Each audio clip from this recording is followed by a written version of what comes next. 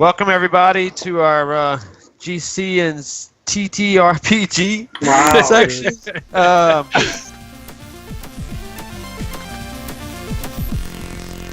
I could talk about this all day long. We're going to hit up some role-playing games, specifically Dungeons and Dragons. I've been wanting to discuss this for a while. We're going to get into multiclassing, which I don't think anybody in the Lifers has done yet, but I was approached by Josh last night about Merla doing it. Right. So yeah, I don't even know how to, so I'm totally interested in what's just learning what's up with it. So talk to me like it's 101, right? Gotcha. He wants to start moving towards a wizard, so he wants Merla to be a wizard. What? In addition to his ranger, which is totally fucked up wizard. Yeah, it is. But he can do it. So this is how it works. When you level up, you can just choose another class and level up in that class instead. So if you're level 5, you got the XP to go to level 6, you can instead devote that XP towards level 1 in whatever class you want. Okay. I think with 5th edition, there's no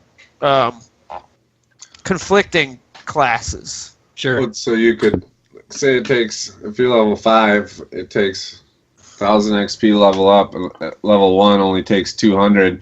Then can you level up like pretty quick, like with the other class? No, that's the thing. You would be, it would serve you well to multi-class early on, because once you get to the advanced, once you get to like a level 5, it's going to take a lot more to get to that first level for a class. Okay. Yeah, but the cool thing is, like, you can add just all that stuff. I mean, Merla's going to get spellcasting. Right, totally. You know, which is a... Do they, like, the only game that I've ever played that has a system like that was Final Fantasy XI, and in that, your subclass couldn't be more than half of your main.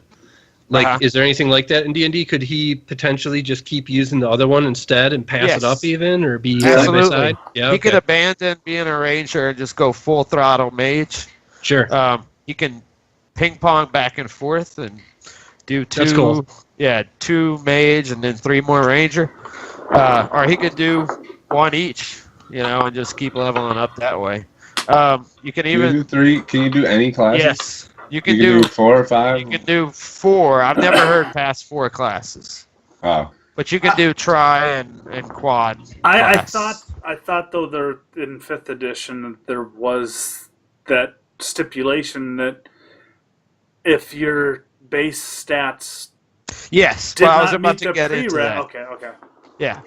Prerequisites, you must have prereq scores in both classes to multi-class. So even if you don't have a prereq in your original class, let's say you're a barbarian and you want to be a cleric also, you got to have a 13 in strength and a 13 in wisdom at that point. I didn't know there was a prerequisite for classes. There's not until you multi-class. Until you multi-class. Oh, yeah. Okay. Is that listed in the player's handbook or something? Yeah. Or is that just it's in it's in the multi-class section. Okay. Chapter 5. Cool. Yeah, I didn't know that either until I read it today. It's kind of crazy. But yeah, it only comes into effect when you multi-class. So the thing is, go ahead. I mean, most of the people, especially you guys, you all have like super high scores. Sure. So I don't think it's gonna, But like, for example, I think if I don't know which class uses charisma, but like Merla couldn't do, I don't know. That's a sorcerer that uses charisma. Yeah. Right. So she couldn't be a sorcerer. Gotty. He's got pretty shitty charisma. So my question though was always with multi-classing is, as you're going through and you gain XP, you can only give that gained XP to one of the other classes, right? You can't like expend it. So okay. That's what I thought. I just wanted, because I had toyed with the idea of giving Jan, the cleric, a few levels in Rogue, But then I was worried that it was going to go against her vestments and her just persona. But I wanted to give her like lock picking skill, and then the hide and shadow skill, so she could be a sneaky healer. Yeah.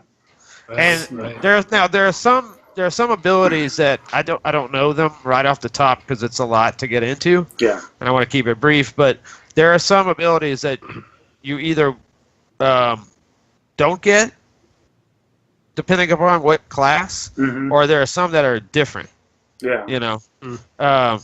It's also your proficiency bonus is always based on your total number of levels. When you gain your first level in a new class, you only gain some of those proficiencies, but they have it illustrated on a table, so check it out. I feel like with Thanon, since he's been my only character, that I'm more anxious to get those like super skills in the higher levels. Right. Where I wouldn't want a multi-class to take away my progression towards that. You know what I mean? Like, yeah. But I can see if you've been playing Dungeons and Dragons your whole life and you've played every class, then it would be an interesting way to, like you say, have a fighter who can do spellcasting or whatever. Yeah, and there's some I think there's some classes that fit each other really well. I mean, if you're a ranger thief, holy shit, you know. Okay. Yeah. You. If you start getting into the higher levels, and if you're like, instead of being a 10th level ranger, if you're like level 5 ranger, level 5 thief, I mean you're still like very competent. I mean, totally. That's some serious shit. And then the spell casting, it sort of depends partly on your total number of levels. If you pick 2 spellcasting classes, that would be your total number of levels, versus if you have one class that's a spellcaster. It's different. It's very different. Sure. Yeah, picking your spell points and everything. If you have spell casting in both classes, there's sort of a set of rules, but like your spell slots are determined by adding together all levels for Bard, Cleric, Druid, Sorcerer, Wizard. But if you're like a Paladin or Paladin, Ranger, half rounded down, and then a third for Eldritch Knight and Arcane Trickster. Yeah. Totally, yeah. That's crazy. Gets the creative juices flowing for sure. Yeah, there's just you can get into some cool class mixing that complement each other, I think. Well, I think one reason why sure. in the Lifers where we're doing the Strahd campaign, I think the reason why a lot of us didn't do multi-classing outside of half the group is first time playing was totally. Our entire party is really well rounded. Yeah, you're right. We have all of that in just so there's no need to multi-class really, unless it's more of just personal fun and whatnot. Right. And it's very different from, I think, 2E, where you had classes that you could not be. Yeah. They had limits. Like you couldn't. I don't think you could be a fighter and a wizard. I don't remember what. Yeah, there were just some that you couldn't share.